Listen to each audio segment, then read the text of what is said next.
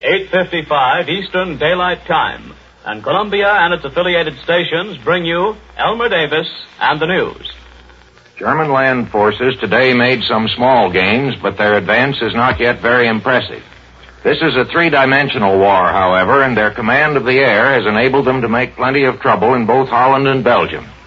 Parachute troops were dropped at more than 25 places in the Netherlands today, and Brussels reported that German planes were flying over almost without interruption, distributing parachutists over Belgium. In most cases, these small detachments seem to have been killed or captured. But besides the actual damage they do and the interruption of communications, they compel the detachment of a considerable number of troops to deal with them. And in the Netherlands, at least, this diversion is beginning to be a serious danger. Principal centers of the parachute attack today were Rotterdam and The Hague. Swarms of parachute troops were dropped there through the day, and the Germans still hold part of Rotterdam, including the Walhaven airport. This was heavily bombed again by British planes and apparently is of little use as a landing field. But our correspondent Edwin Hartrich reported earlier that many Germans had got into Rotterdam on merchant ships under the Swedish flag, and hard fighting apparently goes on in the downtown part of the city. The Dutch hold The Hague, but have had to fight not only parachute troops, but Germans in citizens' clothes who have been firing from house windows, and this morning made an unsuccessful raid on the police station. Between the plain clothes and the Dutch uniforms used by some of the Germans, it must be hard for the defenders to know just whom to fight. The German radio tonight claims that parachute troops dropped on the Belgian coast have forced their way into the town of Ostend. Nothing has been heard of this from Allied sources. It may be true and maybe not. On land, the Germans have crossed the IJssel River near Arnhem and claim the capture of that town, though the Dutch dispute this. In northeastern Holland, where Dutch plans never contemplated serious defense, the invaders have reached Groningen.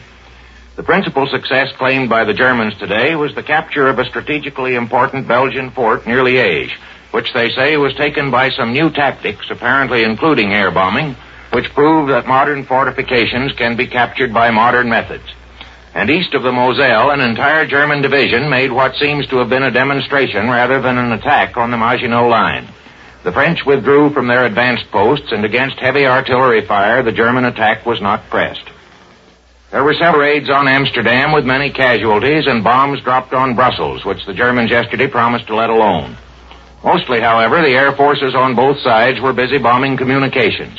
Allied planes raided bridges, railroad junctions, and airfields on the lower Rhine, and the German attacks on many towns in France were chiefly directed against airfields.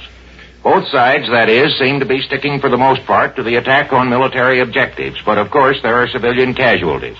The French reported 148 civilians killed and more than 300 wounded today, and the Germans report several dozen casualties from the lower Rhine towns. Both British and French have denied the German story that the open town of Freiburg was bombed yesterday, but German radio announcers are saying tonight that Germany's patience is exhausted. Apparently the Dutch, Belgians, and French are expected to go on being patient.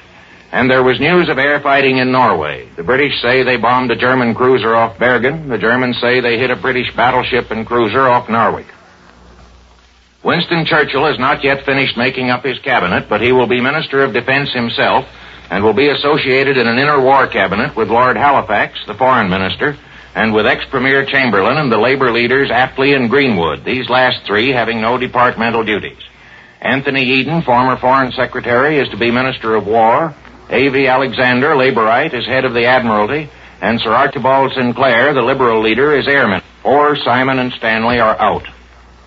British and French Marines landed today in the Dutch West Indies at the request of the Dutch government to guard the oil refineries there. In Washington, it was said that so long as the Dutch government had requested it, this action involved no violation of the Monroe Doctrine. As for the Dutch East Indies, the Japanese Foreign Minister Arita repeated to diplomats today that it was a vital interest to Japan to preserve the status quo, and Secretary Hull repeated his recent statement that any disturbance there would be prejudicial to the security of the whole Pacific area. The White House reports that comments received on President Roosevelt's speech last night were more than 90% favorable. This is the Columbia Broadcasting System.